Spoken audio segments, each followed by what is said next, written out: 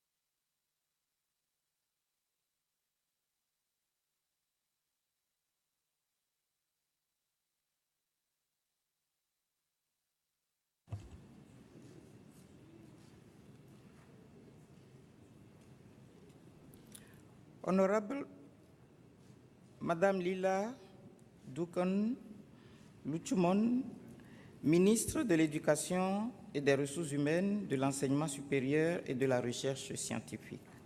Honorable Madame Fazila Jiwa Duriwao, j'espère que je n'écorche pas les noms.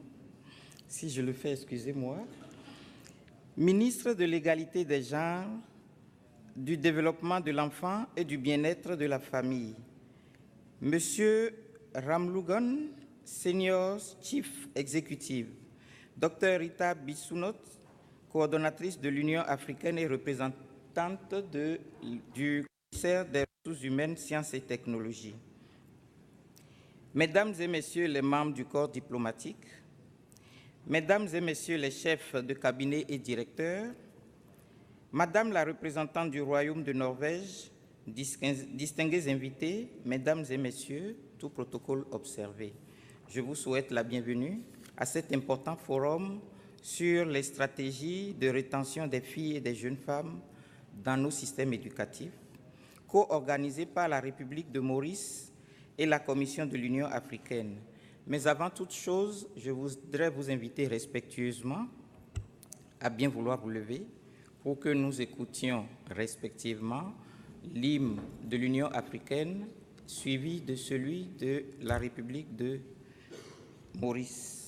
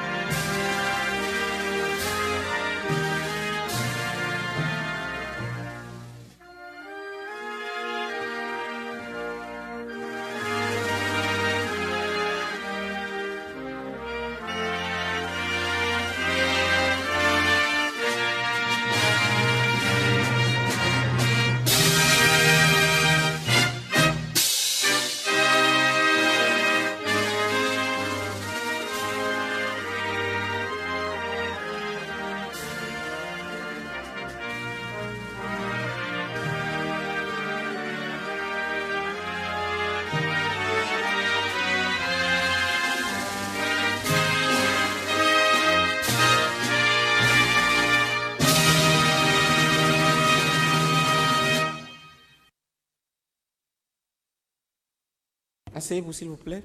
Merci beaucoup. Sur ce, et sans tarder, je voudrais demander à Madame Bissounot de bien vouloir présenter son allocution au nom du commissaire des ressources humaines, sciences et technologies.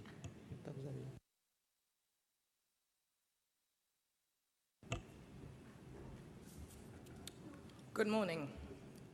Honorable Mrs. Lila Davidukan Lachman, Honorable Mrs. Fazila Jiwa Doriau, Mr. Ram Prakash Ramnagan, Senior Chief Executive, ladies and gentlemen of the Diplomatic Corps, Madame the Representative of the Kingdom of Norway, ladies and gentlemen, Chief of Cabinets and Directors, distinguished guests, ladies and gentlemen, all protocol observed. I would like, first of all, to apologize on behalf of the Commissioner of the African Union from the Department of Human Resources, Science and Technology for not being able to be here among us today. So I will speak on his behalf.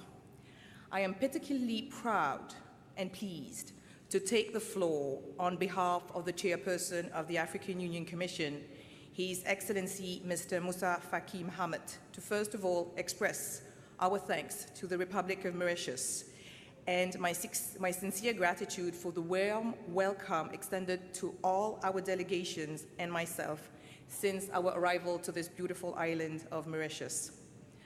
Our appreciation goes to all the people who were instrumental to all these good arrangements made for us. I would also like to thank all participants here present for having timely responded to our invitation and accepted to be part of this important meeting for exchanging and sharing experiences on a topic that constitutes one of the major priorities for the African Union, that is, the area of girls' and women's education. Indeed, as part of the priorities of the African Union over the past decades and years, we have talked and debated during meetings on women's empowerment, capacity building at all levels, from the institutional to the individual level. We have prepared. We have had decisions, actions, plans and strategies that were equally innovative. We have made commitments for urgent implementation, hoping to achieve sustainable change. May I hope that all this is not lying down in all well-stored files on our desks or already archived at this very moment when we have moved now to the demographic dividend. As you know, this year for the AU is the year of the demographic dividend.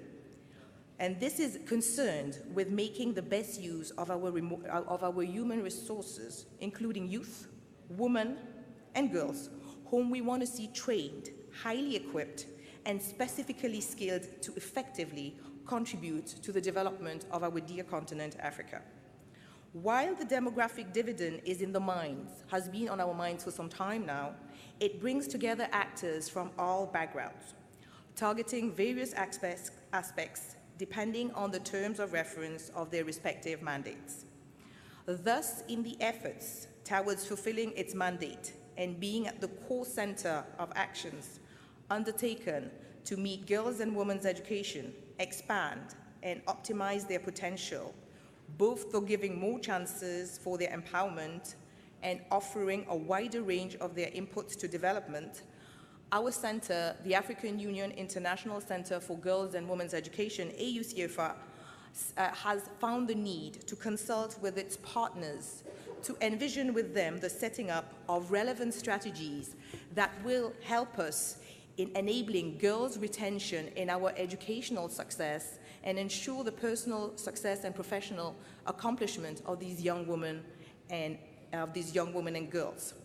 Excellencies, dear partners, ladies and gentlemen, this is the goal of the present meeting. As a matter of fact, to take the best advantage of the demographic dividend, we need to mainstream all the target groups involved. That is, the youth, the young girls, the young women, and we should not forget the boys and the men also. Our duty is to prepare them to deliver up to their potential, the full potential, to put it at the service of the community.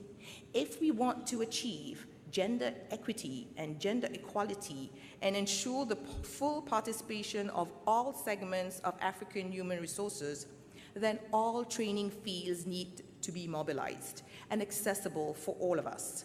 Thus, girls and women in the areas of STEM, in TVET, that is technical, vocation, education and training, engineering, in all jobs which we consider as male-dominated jobs, should be part and parcel of the learning process.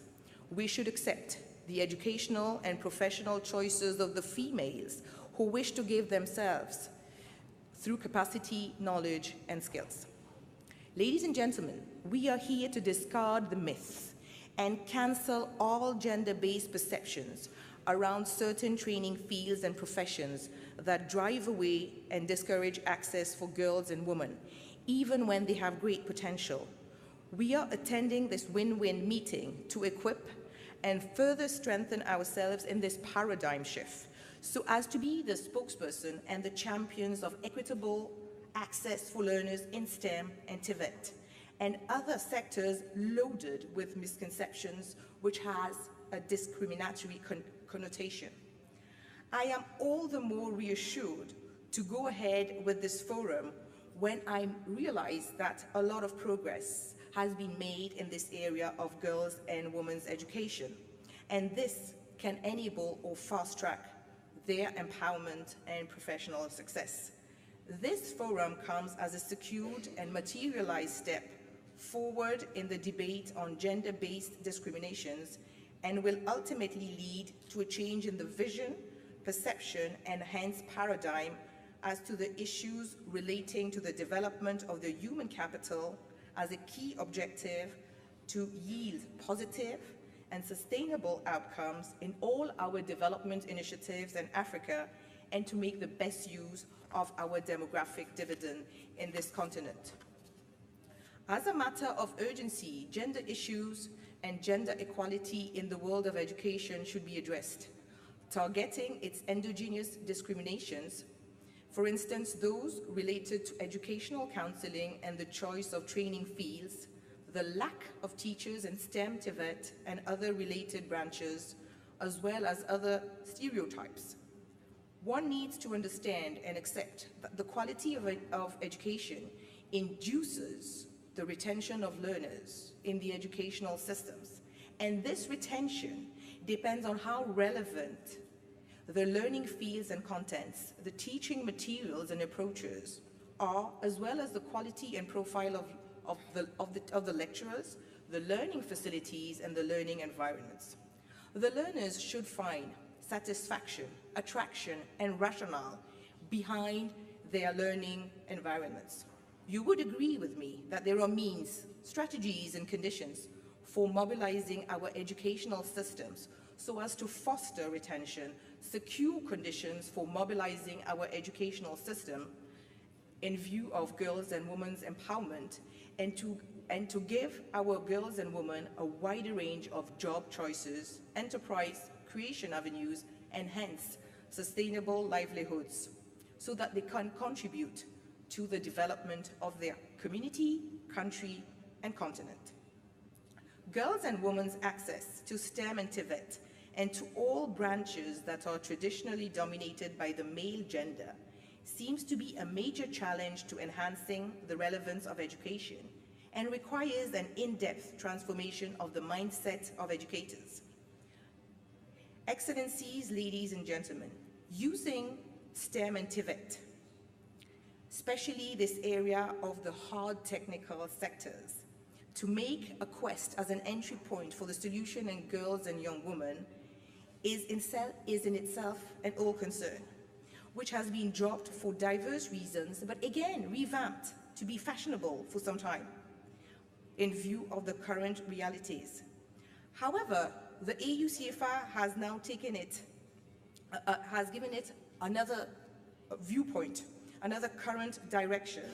And I would like to encourage the CIEFFA to keep moving and to keep this reflection, to develop projects and programs to stimulate girls and women's enrollment in STEM, TVET, and other similar sectors. Africa needs to make specific efforts towards investing in girls' and women's education and enhance their participation in science, technology, and innovation so as to take the best advantage of the demographic dividend. I remain convinced that for all aspects of development, wherever we are in the world, education is the entry point. And it has the human capital development as its main subject matter. Then there is no reason for certain categories of people not to benefit from education. So I rely on you, dear participants, experts, ladies and gentlemen, to make proposals for relevant, strong strategies to change these perceptions, to break the myths that undermine the real capacity of girls and women and their access and success in STEM, TVET, and those male-dominated areas that we call male-dominated. Before closing my address, I would like to express my appreciation to the government of Mauritius, especially the Ministry of Education, the Ministry of Gender Equality, and the government for the excellent work and for giving us the opportunity to have this meeting held in Mauritius. I would also like to express my gratitude to the government of Norway for the financial support to the African Union International Center for Girls and Women's Education program, and for the fruitful collaboration that has enabled us to mobilize energies and expertise and building up a good synergy for our actions. And finally, I would like to thank all of you participants, and consultants for accompanying us, for your inputs and for your discussions at this forum. Finally, I commend my collaborators, my team, and the Department of Human Resources, Science and Technology for their efforts towards moving the 2063 agenda and our continental education strategy. Long live Africa. Thank you.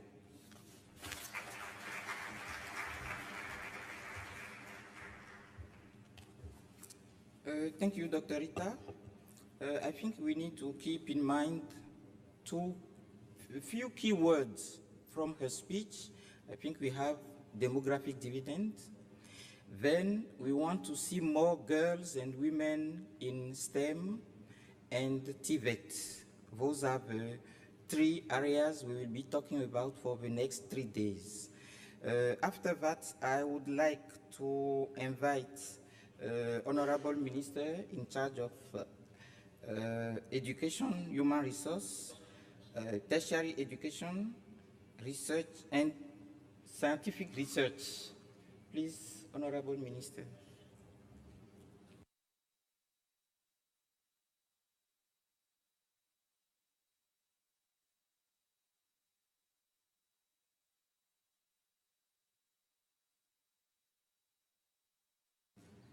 Mrs. Jiwa Doriau, Minister of Gender Equality, Child Development and Family Welfare, Mr. Ram Lagan, Senior Chief Executive of my ministry, the representative of the Commissioner of Human Resource, Science and Technology of the African Union Commission,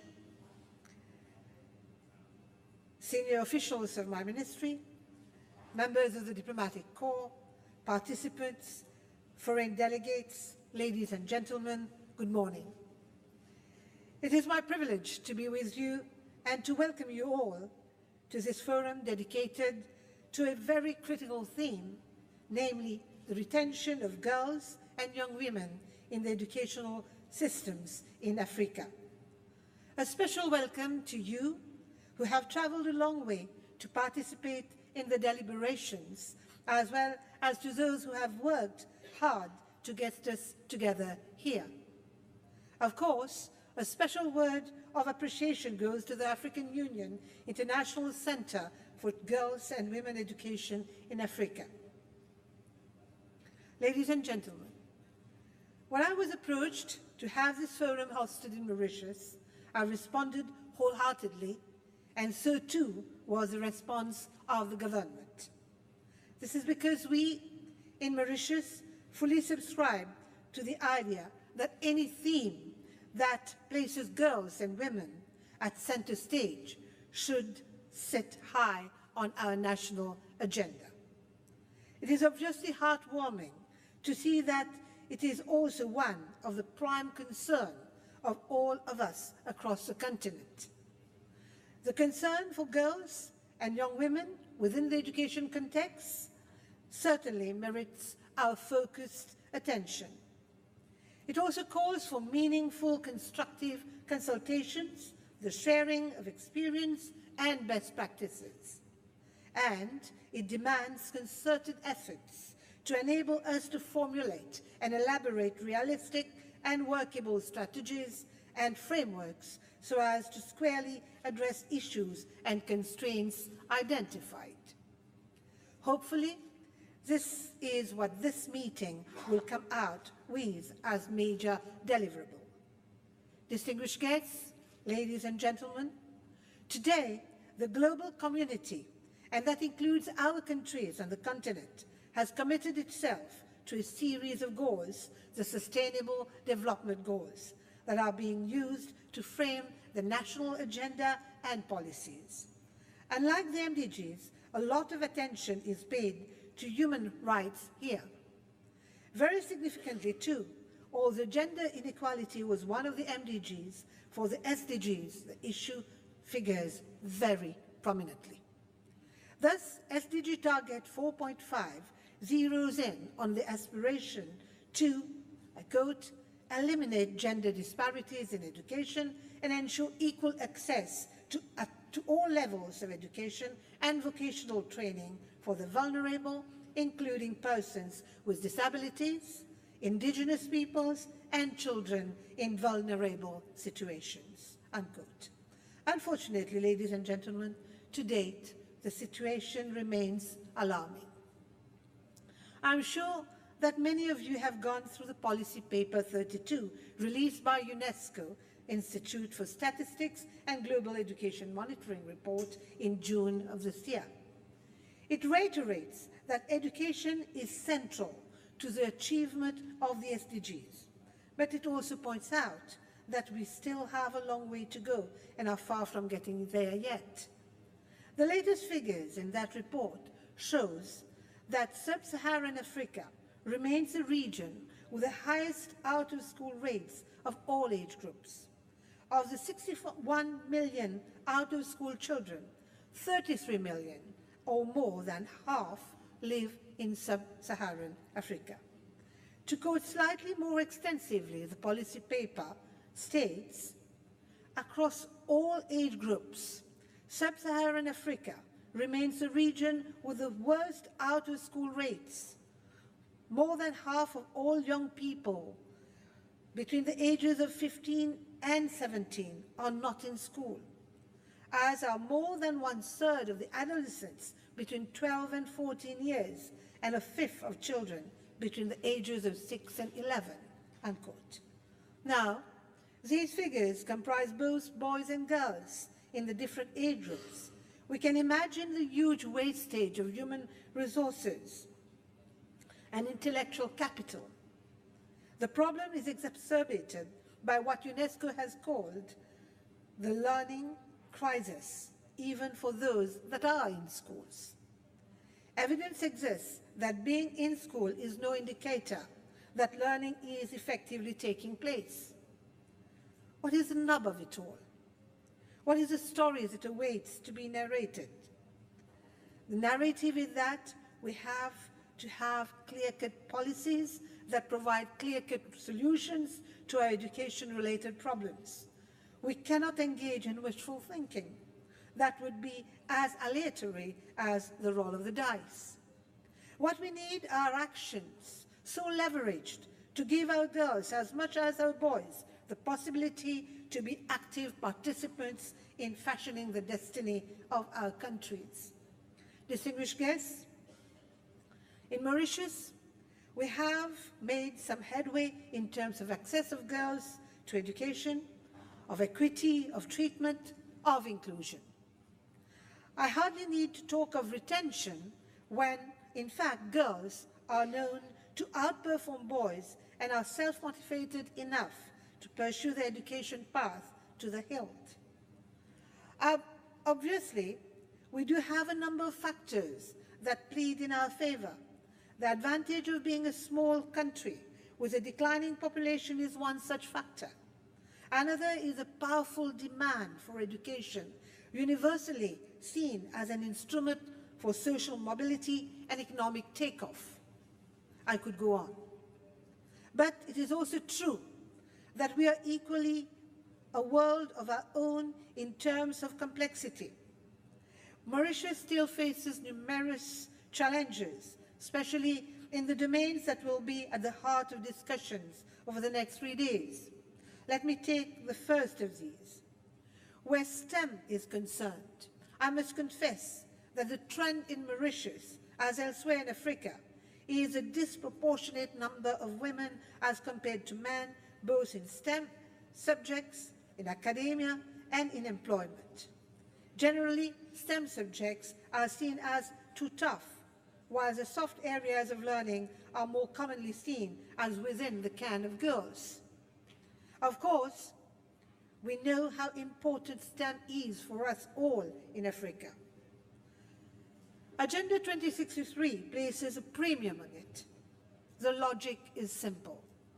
Graduates properly trained in science and technology-based disciplines yield a rich dividend leading to the progressive evolution of the country. In fact, consider all the issues that make the headlines of an African revival or renaissance: poverty elimination, health, food security, urbanization, energy efficiency, and the like. Now, can we really envisage positive solution-driven actions in these several domains if a large number of our intellectual capital, women, are excluded? Are we going to achieve this without having the women playing an active role through the knowledge of STEM? I will leave it to you, dear participants, to come forward and with views and policy proposals as to how we could, one, work together ensuring gender parity in the field of science, and two, sustain that parity once it is attained. The same applies to the world of TVET. Already this domain has for too long been seen as a poor relative of our education systems, with a stigma that it is meant and reserved for less academically gifted learners. Again, many girls are excluded from training opportunities in the TVET sector, which means equally that while technology is at the heart of technical education today, girls are directly facing an exclusion from that as well. This is a paradox, given the ever-expanding and complex digital environment around us. William Gibson, the novelist, was right in stating that, I quote, "The future is already here, it's just not very evenly distributed," unquote. Ladies and gentlemen, we are on the brink, the beginning of a fourth industrial revolution.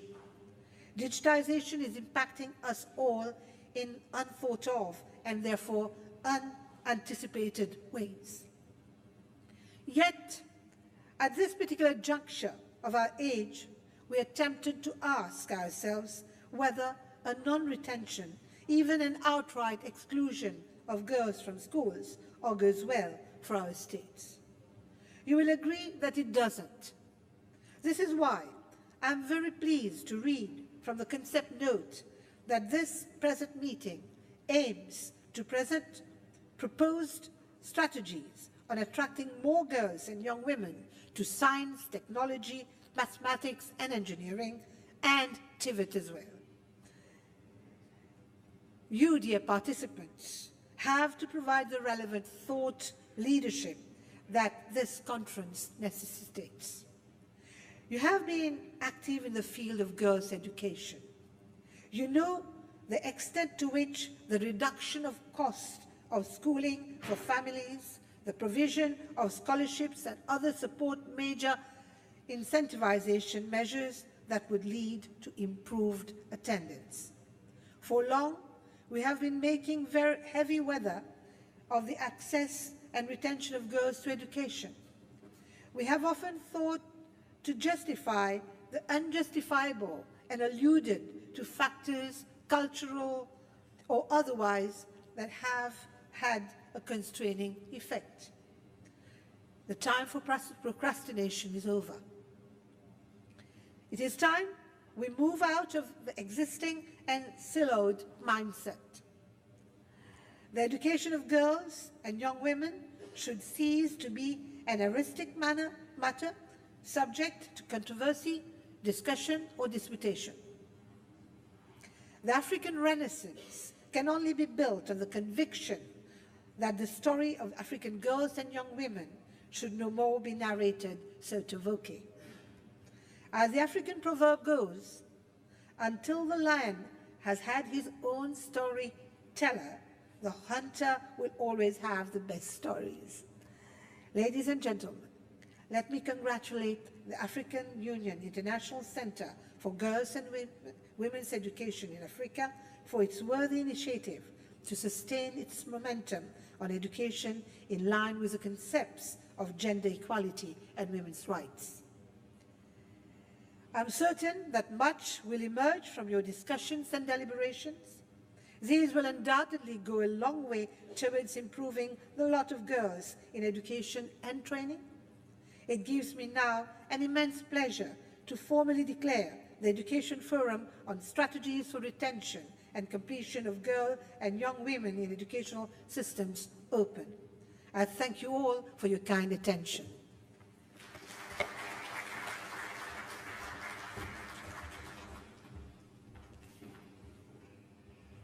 Thank you very much, Honorable Minister. Je crois que je ne vais pas prendre le risque de résumer ce que la ministre vient de dire. C'est tellement bien dit, c'est entièrement dit que je ne veux pas avoir à résumer quoi que ce soit et trahir. Donc, retenez ce qu'elle a dit et on s'en tient à cela. Je voudrais inviter à présent Dr Rita Bissounout, cette fois-ci non pas pour représenter le commissaire du département des ressources humaines, sciences et technologies, mais en tant que coordonnatrice de l'UIA-CIEFFA, que je suis sûr tout le monde ne connaît pas, et il faudrait qu'on sache qui nous réunit ici, pourquoi nous sommes ici et qu'est-ce que fait le Centre pour l'éducation des filles et des femmes. Docteur Rita, vous avez la parole.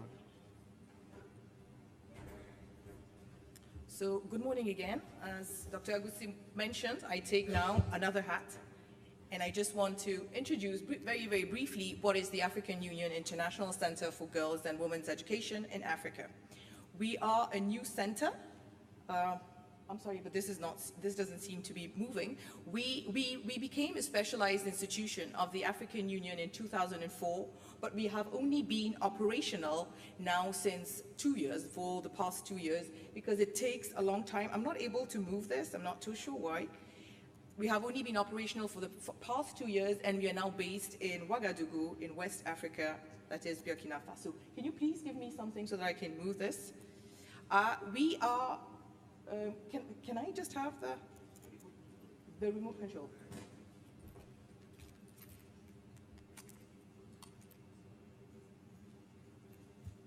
Wait.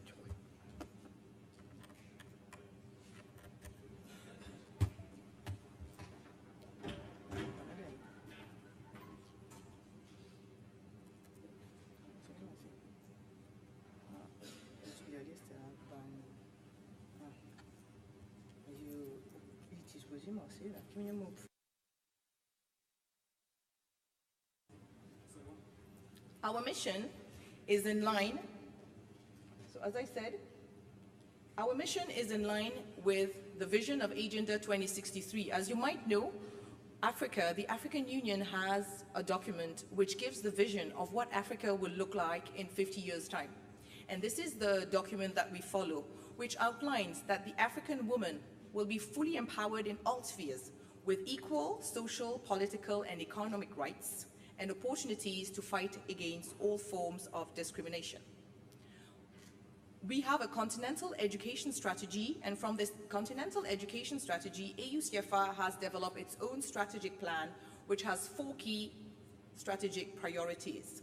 A legal framework for rights of girls and women, which will be discussed during the meeting, gender-responsive curricula in schools and universities, which we'll also be talking about, retention of girls in schools, this is why we're here, and of course, advocacy.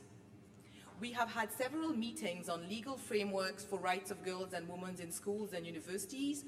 We have just had one meeting at the Pan-African Parliament, some of you might have been here, and where we explained the different laws and the legal frameworks that exist for access to girls and women's education.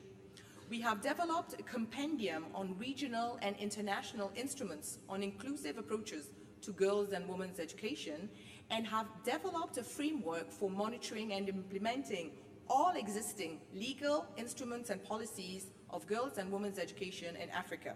This will be discussed on day 2.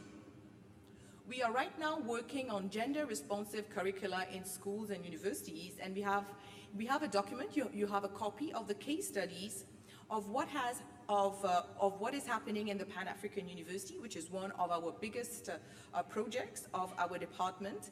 And one of the conclusions that we have seen is that in many of our universities, there is a lack of clear policies and guidelines on how to handle gender issues when they arise.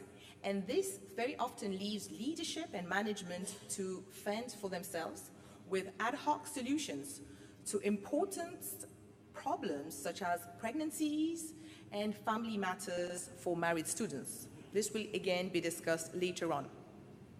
Retention of girls in school, which is why we're here. We asked this big project, this is the document that you have with you. We asked our different regional economic communities to help us identify which country should form part of these case studies. We had several criteria, for example, the gross admission rates, the gross enrollment ratio rates, the percentage of girls in the education system. 5 countries were chosen, and we came out with a report on best practices of what exists in this area of inclusive education that is concerning girls and women's education. We also think that it is very important to work with our religious leaders. As we know in Africa, our religious leaders have a very, very deep impact. They talk a lot. They have, what they say is very much listened to by the community. So we have developed an intervention strategy to discuss at grassroots levels with religious leaders and traditional leaders to identify what measures for concrete and effective implementation of laws and regulations for keeping girls in schools in their communities. One of the outcomes of the recent workshop that we had with our religious leaders is that they have said that they will be the champions for girls' education and engage themselves to work in their communities to enhance retention of girls and young women. We have had several meetings about fostering quality education for girls in Africa, ensuring access, retention, and transition. We had this meeting with UNESCO. CIEFFA was also a UNESCO 2 category institution, so UNESCO is one of our close collaborators. And some of the outcomes of this meeting is specific laws are needed for girls and women's access to education, need for teacher training, addressing TVET. This was again repeated in the high-level dialogue that we held in January 2017 on gender and education during our AU summit. We have 2 AU summits every year with our heads of states. And during this, we had 3 recommendations that came out of our high-level dialogue. Appointment of an African Union Special Rapporteur on girls and women's education with a political mandate on the right of girls to access schools and complete at least secondary schooling in spite of eventual breakups. Sharing of best practices and challenges faced in retaining schools and young women in schools and universities. Measuring progress on access, retention, and completion of girls and young women in our educational systems. So these are briefly some of the areas, some of the projects in which we have been working on. If you want to know more about us, we have a website. We are based in West Africa. As you can see, I know Mauritius is missing because it's so tiny, but anyway, we do not forget Mauritius. This is why we're here. So thank you very much for your attention.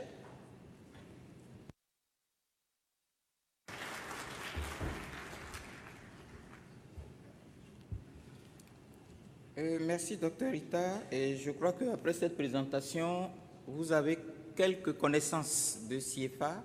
Ce n'est pas tout. Il y a beaucoup d'autres choses à apprendre.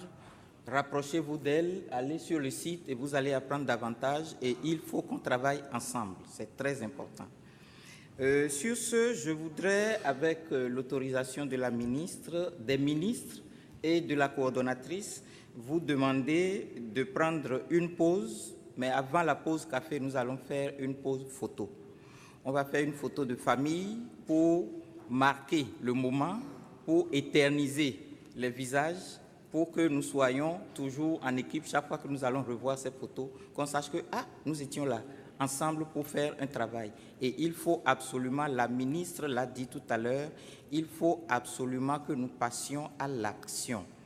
Dr Rita l'a dit, nous avions parlé de Women Empowerment, nous avions parlé de Girls Education, nous avons fait l'accès, nous sommes en train de parler de la rétention et à travers la rétention, nous parlons du dividende démographique, mais il faut agir. Je crois que pour l'expérience que nous avons accumulée jusque-là, on a tout dit dans nos réunions, nous avons tout dit. Ce que nous n'avons pas fait, c'est agir. Il faut qu'on change la situation, on veut changer de paradigme, mais on veut surtout changer la situation de nos filles et de nos femmes en Afrique. On veut voir plus de filles avec les sciences, plus de filles en formation technique et professionnelle, plus de filles, plus de femmes au haut niveau de la technologie, comme des inventeurs. Tout ce que nous voulons rêver pour l'Afrique, il faut que ça passe également par les femmes. Donc c'est pour ça que nous sommes ici pour 3 jours. S'il vous plaît, proposez-nous des stratégies. Je crois que nous allons sortir, je ne sais pas dans quelle direction on va pour les photos.